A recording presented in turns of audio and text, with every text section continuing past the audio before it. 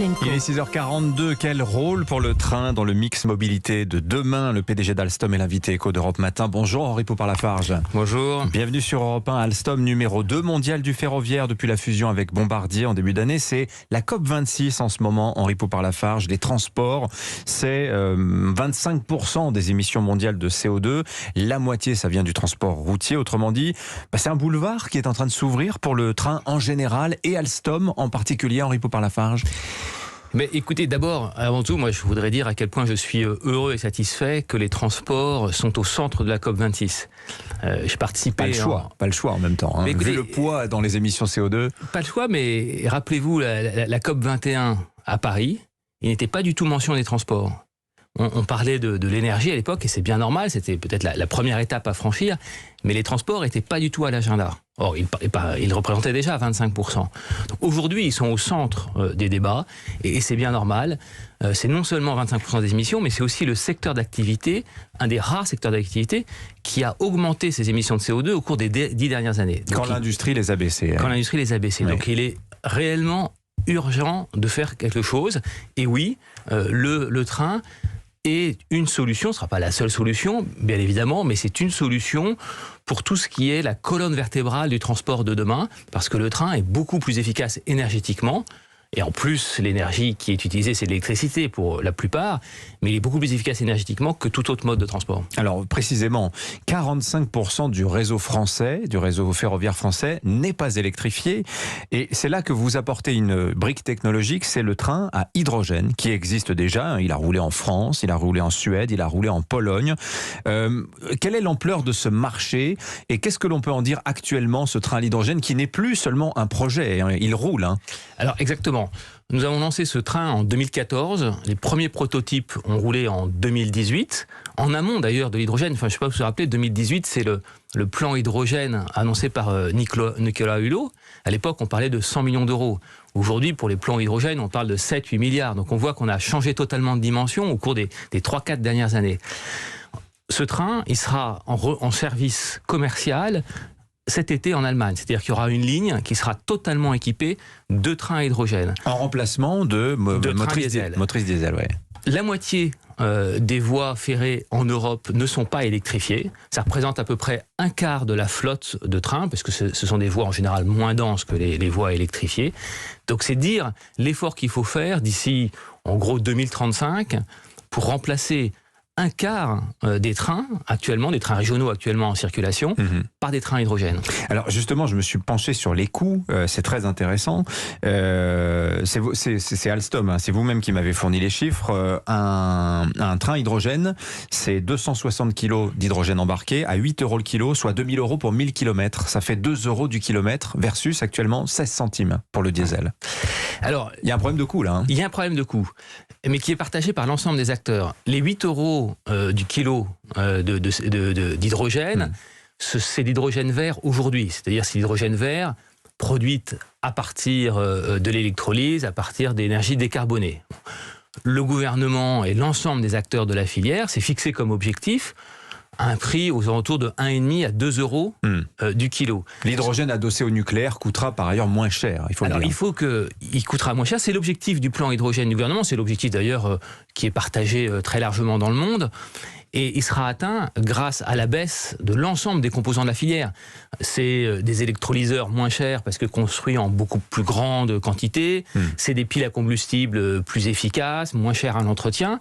Et donc oui, il y a aujourd'hui sur l'hydrogène vert, si nous prenons l'hydrogène non vert, c'est-à-dire produite à partir de gaz, d'hydrocarbures, et elle est déjà à 1,5 à 2 € du kilo. Mais évidemment, ça a beaucoup moins d'intérêt d'un point de vue environnemental.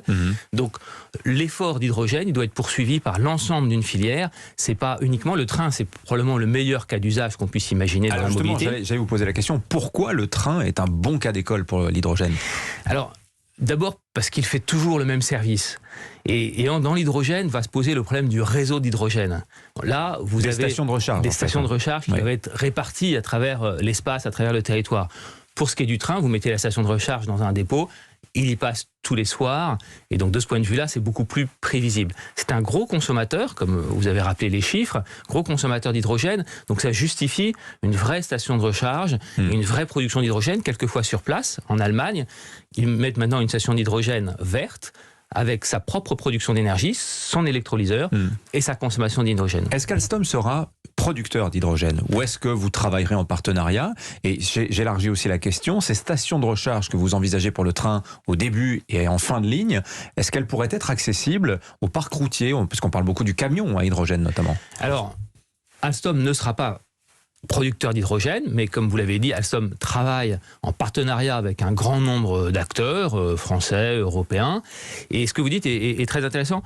Oui, il y a des projets d'écosystèmes, de stations de recharge multimodales, puisque le train justifie en lui-même une station de recharge, compte tenu de sa consommation, mais on peut, au-delà du train, fournir de l'hydrogène, notamment aux cars, aux bus, et pourquoi pas demain aux véhicules légers ou aux véhicules lourds.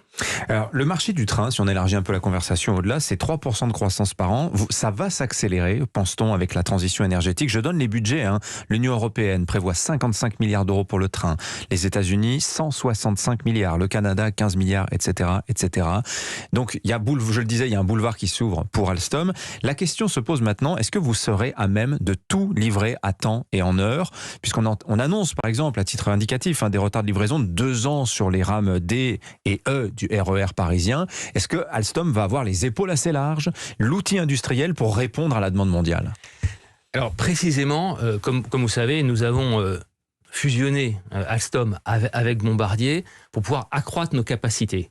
Nous sommes dans un marché qui est en très forte croissance. Il y a beaucoup de contraintes sur les ressources, beaucoup de tensions sur les ressources, comme dans beaucoup d'activités d'ailleurs aujourd'hui, y compris sur les emplois, les recrutements. L'acier aussi, l'acier, les matières premières tout simplement. Les puces électroniques, enfin il y a aujourd'hui beaucoup de tensions.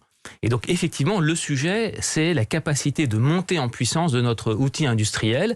C'est vrai en France, avec le couple Valenciennes-Crépin, qui est à la fois une usine anciennement d'Alstom, une usine anciennement de Bombardier, qui servent notamment l'Île-de-France, pour l'exemple que vous donnez. Mais c'est le cas en Angleterre, c'est le cas en Italie, en Espagne, c'est le cas dans de nombreux pays. Oui. Donc nous investissons énormément. Je sais que vous êtes très attentif, vous, à cette question de l'exécution. En tant qu'industriel, c'est bien beau d'avoir le plus beau train du monde si on n'est pas en mesure de le produire dans les délais requis. C'est le cœur. C'est-à-dire que si vous n'êtes pas capable d'investir, d'exécuter proprement, vous ne serez pas capable d'investir pour l'avenir. Et donc, il faut qu'on retrouve, j'allais dire, une perfection dans nos opérations. On travaille beaucoup à la digitalisation de nos usines, par exemple. Nous avons maintenant un outil digital, c'est-à-dire que ce qu'on appelle l'industrie 4.0, qui est déployé à travers l'ensemble de nos usines à travers le monde, parce que c'est important aussi que la qualité soit la même. Où qu'on soit dans les usines d'Alstom, qu'on soit au Mexique, en Inde ou en France, les trains doivent avoir la même qualité. Alors, je note aussi, je lisais ça en travaillant sur l'interview, que désormais, Alstom, c'est un constructeur de trains, mais c'est même tout l'environnement du train. C'est la signalisation. Pourquoi pas demain poser des rails également. Est-ce que vous envisagez d'être un opérateur ferroviaire global, Henri Poupart-Lafarge ? Alors, oui, nous sommes dans l'ensemble des secteurs ferroviaires. La signalisation, c'est extrêmement important. Vous savez, c'est ce qui va nous permettre de gagner en efficacité sur le réseau. Un exemple qui est toujours très marquant, quand nous changeons le système de signalisation entre Paris et Lyon, nous passons de 13 trains à l'heure à 16 trains à l'heure. C'est-à-dire qu'on fait gagner 20 à 25% de capacité à une ligne, rien qu'en changeant son système de signalisation. C'est dire l'importance de la partie digitale du réseau. Nous sommes déjà opérateurs dans certains endroits, notamment en Amérique du Nord, où nous avons déjà des opérations à la fois urbaines et régionales.